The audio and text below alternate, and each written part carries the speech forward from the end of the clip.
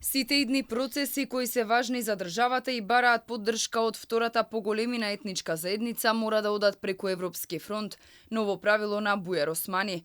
Тој во иднина планира да се отвори прашањето за формализирање на Мајскиот договор, кој токму Дуи го прекрши во 2017 година. Интегративците уште не можат да се помират дека нема коалиција според правилото победник со победник и стојат на ставот дека вреди биле нелегитимни представници на албанците. Било кои разговори кои што бараат согласност од албанската заедница, од албанскиот народ, мора да се одвиваат преку легитимниот представник. И затоа може да очекувате и во иднина било кои разговори за иднината на државата, кои што ќе бараат согласност и од втората поголемина етничка заедница, ќе мора да оди преку легитимниот представник. Вие можете да имате пријатели, преферирани во влада, во вашата коалиција, но во име на албанците зборуваат само тие што тие со мнозинство гласови ги имаат изгласано.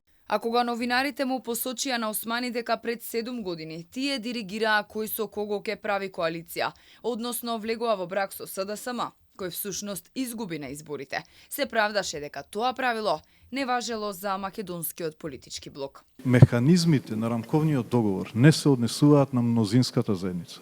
Бидејќи мнозинската заедница ги има бројките сама да си ја помести ситуацијата. Еве, сега решија да си ја дадат апсолутно мнозинство на една политичка опција.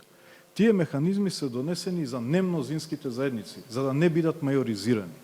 И од тука погрешна е таа логика дека не било испочитувано во 2017 година. Тие механизми се исклучиво донесени за да не се дозволи ситуација во која што една етничка заедница ќе ја определи волјата на останатите преку бројки. Европскиот фронт се уште тагува по изгубената власт. Тие постојано реагираат дека целосниот изборен и демократски легитимитет им припаѓал ним, а не на вреди. Коалиција во владата на Христијан Мицкоски која ќе се гласа идната недела.